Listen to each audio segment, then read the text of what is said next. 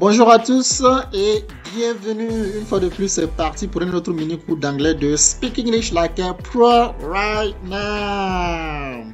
Alors dans ce mini cours, nous allons faire suite aux faux amis. Les faux amis étant deux expressions qui se ressemblent dans une paire de langues mais en effet ne veulent pas dire la même chose. Alright, so as you can see over here, deceive avec décéder. On a tendance à croire que deceive ça veut dire décéder, mais ce n'est pas le cas. Deceive ça veut dire plutôt tromper. Et phrase, par rapport à la phrase qu'on connaît en français, ce n'est pas le cas. Une fois de plus, je vais vous montrer plus de détails, bien entendu.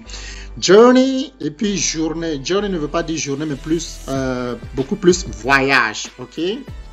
Alors ici, on a des exemples concrets pour vous y illustrer ça en fait. Donc, en disant ne laisse pas la publicité te tromper, en anglais ça se traduit par don't let the advertisement deceive you. Et faites attention là, ce n'est pas décéder, parce que si vous dites décéder ici, ça, it doesn't make any sense. On ne va pas dire ne laisse pas la publicité te décéder. Wow, this is not great. Ok, faites très attention. Alright, on continue ici avec l'expression phrase. Ça, il y a une très grande subtilité dont j'aimerais que vous sachiez. Ok, so let's get started over here. This is for French. And this is for English, ok? Alright. Je vais séparer ça en deux ici. Alors, en français, phrase, bon, j'ai quasiment même failli prononcer ça en anglais. Phrase, ok? Et puis, expression. C'est deux choses différentes.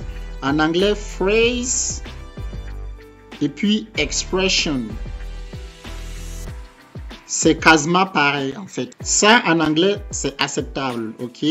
Phrase et puis expression, c'est acceptable en anglais. Alors qu'en français, phrase et puis expression, ce n'est pas vraiment le cas. Parce qu'une phrase, tout le monde sait qu'une phrase commence par une lettre majuscule et se termine soit par un point d'exclamation ou un point d'interrogation. Alors que une expression, ça peut être juste deux mots ensemble, ou trois mots ensemble, ou quatre mots ensemble. Sans nécessairement être, ça peut être un titre d'un film, là, sans nécessairement avoir un point à la fin. Do you understand? Alors qu'en anglais, phrase can be replaced by expression. I don't understand this expression. Ça veut dire je ne comprends pas cette expression. I don't understand this phrase. Je ne comprends pas cette expression. Donc, c'est interchangeable en fait en anglais phrase par rapport à expression, alors qu'en français, ce n'est pas le cas. Et faites très attention, la phrase en effet, en anglais, c'est sentence. Do you get it? Perfect.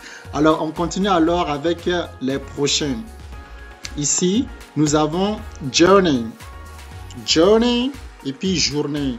Journey ne veut pas dire journée, mais beaucoup plus voyage. Ok, la journée justement en anglais c'est day.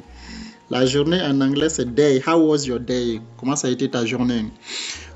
Donc en disant le voyage a été agréable, en anglais ça se traduit par le voyage en train plutôt a été agréable. En anglais ça se traduit par the train journey was pleasant.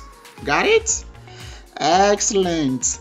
Alors, c'est terminé pour le mini-cours d'aujourd'hui. Si jamais vous avez des questions, ça serait un grand plaisir de vous y répondre dans les commentaires ci-dessous. Thank you so much for watching this video and see you next time for another pro tip. Love you guys.